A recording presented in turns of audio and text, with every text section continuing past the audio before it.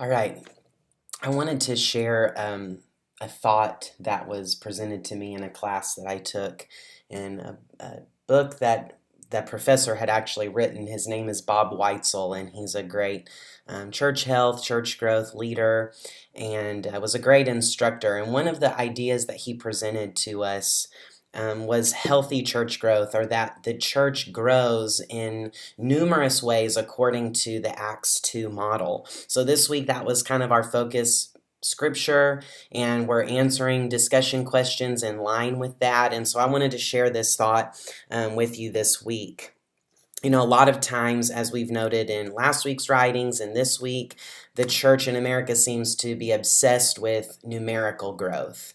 That a lot of times our metrics and what we're tracking boil down to numbers of people. Now, I don't think it's wrong to track numbers. I think every number represents a person, which represents a soul and a story. So we track numbers here, and we would love to see that we're growing and that new people are being added to our church family. We track numbers of baptism and commitments to Christ and things like that. So there's a place for numbers.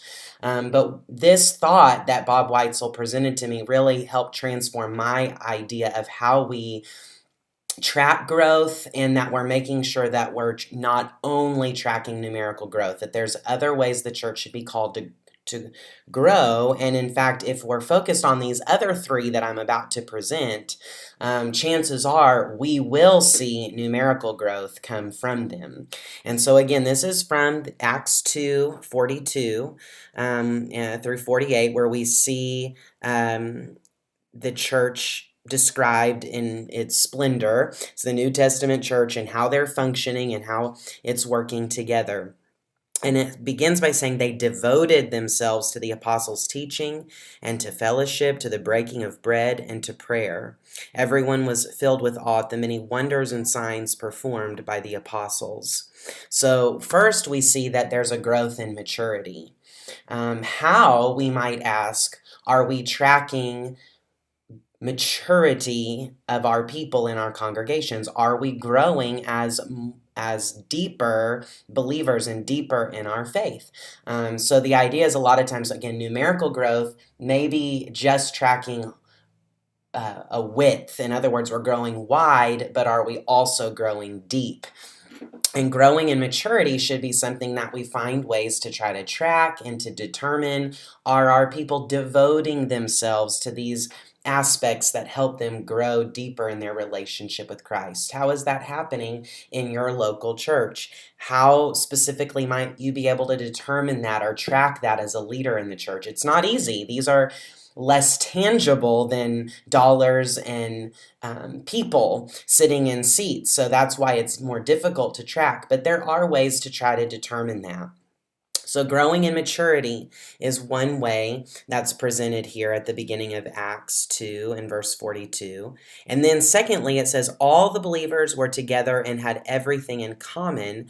They sold property and possessions to give to anyone who had need. Every day they continued to meet together in the temple courts. They broke bread in their homes and ate together with glad and sincere hearts. So we see that another way the church was growing was in unity. They were united by their commonality, by their purpose, by their mission. Now, we recognized, throughout our experiences in church, that you can have a growing church that is not unified, where there's not a spirit of unity, where there's not a mutual concern and respect maybe for other members, where there's not even a commonality around a shared vision or a shared mission within the church. And so number growth does not always ensure that there's a growth in unity, and yet that's a rallying cry of Jesus to his people, to his church, that the world will know that he is one with the Father by recognizing that we are one with each other in him. And so how is your church growing in unity? How can you track that? How can you measure that? What practical things could be put in place to help church members grow in unity with one another. And then it says this is an interesting statement in verse 47. It says, praising God and enjoying the favor of all the people. So they were also growing in favor. And this was not just growing in favor within their walls, so to speak, or with other believers, but it says they were enjoying the favor of all the people. So that means that the community was looking upon these early believers with increasing favor. They were recognizing good works that the church was doing. They were recognizing honesty and integrity from people who were claiming to follow Jesus and be a part of the church. And therefore, they were growing in favor. And I think this is a really important aspect of the church, and it speaks into like McNeil's writings that we read last week, that a lot of times even a growing church may not be looked upon favorably by its community. And so how is your church doing that? How do you measure that? How do you even get a pulse on how the community views your church? There are ways to do that, believe it or not, and it would be fun to discuss those further. And maybe those will come up in our discussion threads. But isn't that a cool thought? The idea that we're called to grow in maturity, grow in unity, grow in favor.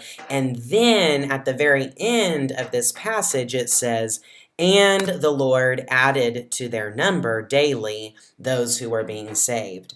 Then, almost as a product, in a sense, of growing in these other areas, we see numerical growth as well.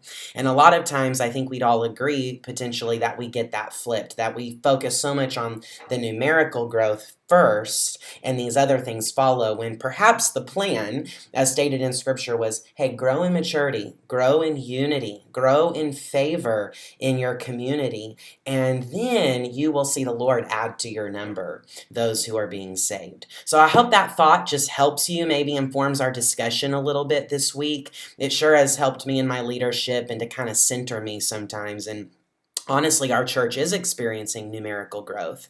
And so this has kind of been a rallying cry for me as a leader to remind our people, hey, as we grow in number, let us not forget to keep growing in these other ways, and then pointing them to how we can do that and how they can help us grow in maturity, in unity, in favor as we grow in number. All right, well, I hope this helps. I hope you're having a great week. We'll talk to you later.